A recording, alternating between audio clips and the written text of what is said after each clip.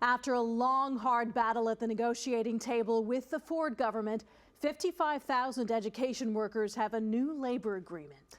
Yeah, this morning, their union announced a new 4-year deal that includes raises for educational assistants, maintenance workers, and other support staff.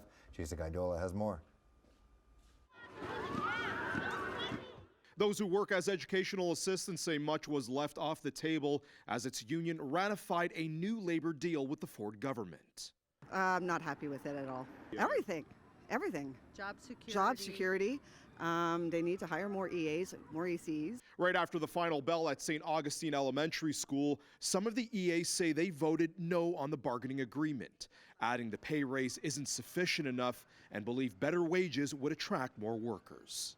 I think with 8 years of sort of below average increases, this doesn't do a lot. The broker deal between the province and the union works out for the average worker a raise of roughly $1 per hour or more than 3.5% annually. And we ended up with a deal that more than doubled the wage increase that the government tried to force upon us. After weeks of heated negotiations and job action, this morning at Queen's Park, the president of the Canadian Union of Public Employees, Laura Walton, said 73%, or roughly 40,000 members, voted yes. The 4-year contract covers 55,000 workers in the education system. Walton says she also voted in favor after initially saying she didn't like the deal due to its lack of staffing level guarantees. You know, this is like winning the Super Bowl, and now we're going to rebuild the team and go back in again. There is much that is left on the table. And I think, we also have to be looking at where do we need to go the next time. The contentious negotiations saw workers walk off the job for 2 days last month after the province passed and then later repealed legislation that forced a contract that was below demands and banned their right to strike. Now other labor talks in education are ongoing, including negotiations with teachers. Today, Education Minister Stephen Lecce was asked about it. The government has been very clear. We are going to negotiate.